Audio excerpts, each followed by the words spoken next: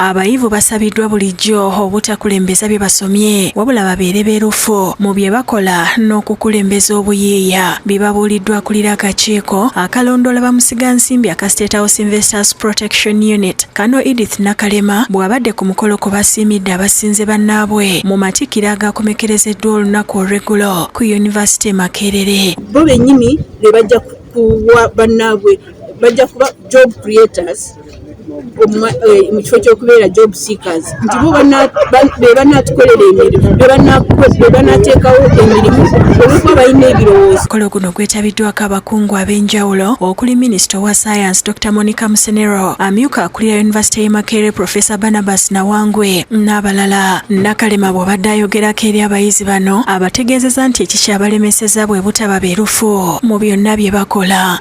Beyongera mu maaso okulaga ensi nti buli kyonna kye bakola bakikolesa obwesigwa, obwesimbu, magezi amangi batwala ensi yaffe mu maaso. Ye Minisita Musenero agamba nti Uganda ekyetaaga bakugu mu bya saayansi era n'abasaba okwongera obuyiiya mu bye bayize. I would like to challenge us as we are doing this work to follow that trend. Because Professor, as we speak now, Chira Motors is employing 201 individuals, majority of them graduates.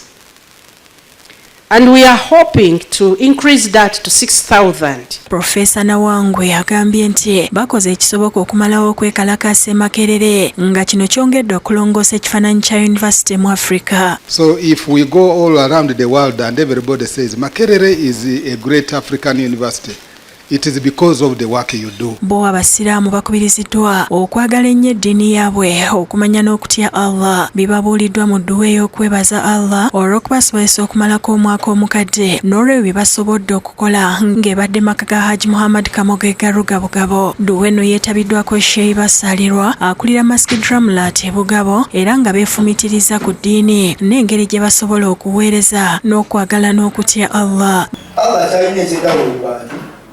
Allah yasiima nnyo atamanyi nnyo. Allah asiima nnyo. Kyobulaba Allah abantu abasiima abakola shukuru n'emikolo nga gino egifaanana. Allah agamba yafalu Allahu bi'adhabikum. Allah tagenda kubasaanyaawo. Ebbanga lyasigala ng'akyalina obulungi tuli etukyalina. Tutambulire wamu. Haji Kamoga annyonnyodde ku makulu ga dduwa. Allah atuwadde obusobozi okujja kumutendereza tumutegeera nti yatutonda tuvunaanyizibwa wako kyenkanyi era buli kimu kitukola twesigama eriye. So tubadde lunaku olunaku lwa leero nga tuli mu kwejjukanya busiraamu bwaffe era n'okutambulamu mu mwaka 2025. Iyyaka na'budu wa iyyaka nasta'in. Allah wal tanzur nafsum ma qaddamat.